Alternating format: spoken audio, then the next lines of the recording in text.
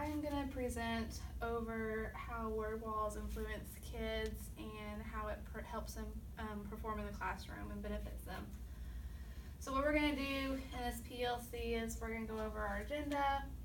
We're going to go over my personal vision statement, the problem that occurred with the word wall or with vocabulary, talk about the hypothesis, the two interventions that I came up with, the data that came from it, and reflection. So in this PLC, we're going to go over the vision statement, talk about the word walls and how they improve student vocabulary learning. So the problem and the hypothesis, the two intervention, and then the data. And then we'll go over the next steps that I want to take with the word walls. So my vision statement is that us as a group of colleagues, we come together with an open mind to help benefit all the kids in our school, especially our grade level, that we would be open to new ideas that would help them learn and become 21st century learners and leaders. We would spend our time in our PLC as a way to develop professionally with everybody and not view it as another meeting, but view it as another opportunity to come together and benefit our kids. We would come with goals that we want to achieve by our next PLC, and that this is not a time that only benefits the teachers, but also benefits the students, because that's the reason why we're here. So the problem that I noticed last year with kids is that they don't comprehend the vocabulary that's on assessments. They can comprehend it when they see it in the classroom or we talk about it, but they don't comprehend it when they see it on assessment. They tend to lose what it is, and they get frustrated, and they just don't recognize that vocabulary word. So they briefly identify what the word is in the question, but tend to forget what the definition is. So my goal is to create a word wall that students can interact with, and it contains the definition of the vocabulary that's being taught in the unit, so that they can contain it when they see it on a summative assessment. So the first intervention that I applied with my kids was to create a Freer model, which is in the Word Nerds book.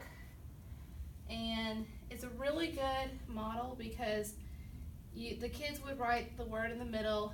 They put the definition in their own words, because when you write in your own words, you remember it than if it's an actual book definition. The kids would come up with facts and characteristics about it, and then they would come up with an example like a synonym, and then they come up with a non-example like an antonym. But you can decide how you want to portray this model.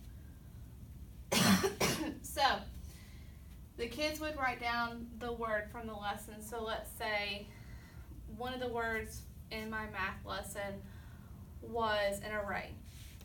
Like the book definition would be something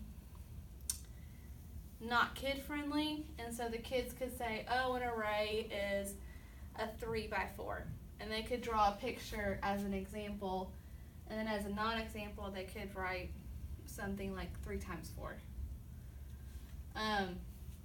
So they would they would create the Freer model in their math journal as a way to reference back. So having them do this is a great way for them to reference back and to see the connections that they made from the lesson. So when kids make their own connection, it helps them to remember it better than when you're copying from a book like what we did when we were growing up.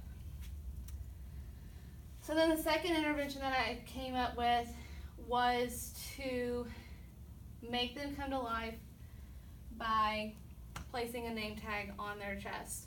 So what they would do is I would give them a word, let's say the word's still an array, and the kids in the classroom would have to reference them as, hey array, what's 3 times 4? So the kids would have to remember what the word array is, in order to reference to their classmate. So when they are having to use the word, the person whose name is a Ray could be like, okay, what does my name mean? And that way they're making the connection as a way of processing that information from the Freer model that they created from the first intervention. So it's a good way for them to retain it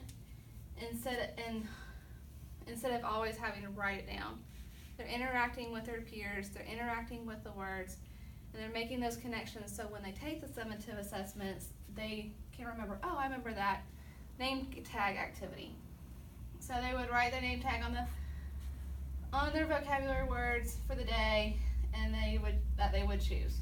And you could do this, you could do it every day if you want to, or you could do it maybe once a week as a fun activity for them with the words that they learned from the week.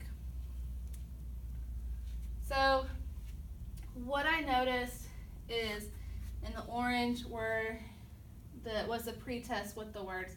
So the kids were getting about a 70%, between 70 and 75% before they use the Freer model or before they use the name tags. And as you can see, when I use the Freer model or the name tags, their percentages went up on the summative assessment. So you can see that instead of writing a word down as a definition from a book, they're not going to retain it as well, but when they interact with those words that are on the word wall, they're going to remember it better. So the next steps that I am going to do is I'm going to continue using the Freer model and the name tags to enter with my interventions to interact with the word walls. My plan is to continue putting new words on the word wall as the units are being taught. So with the school year starting, I'm going to teach geometry first. So I'll have all the geometry words up, and then once geometry is over, I'll take those words and put them up in the room somewhere else. But I'm going to put the new words up, which will be the ratio words. So kids can reference back to geometry words, but they can also reference to the new words. And I can also, since my kids are 6th graders, I can have them create their own games, and that will help them to retain their vocabulary that they research. They can research them online and find games that help them retain vocabulary, and I can also help them. That's going to be beneficial to the class.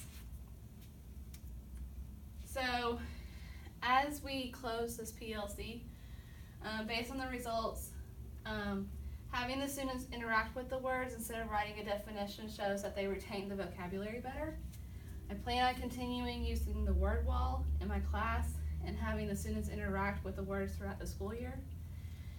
And my goal is that other classes will create interactive word walls so that their kids can benefit from it and retain the vocabulary in their subjects so they can perform better on their summative assessments.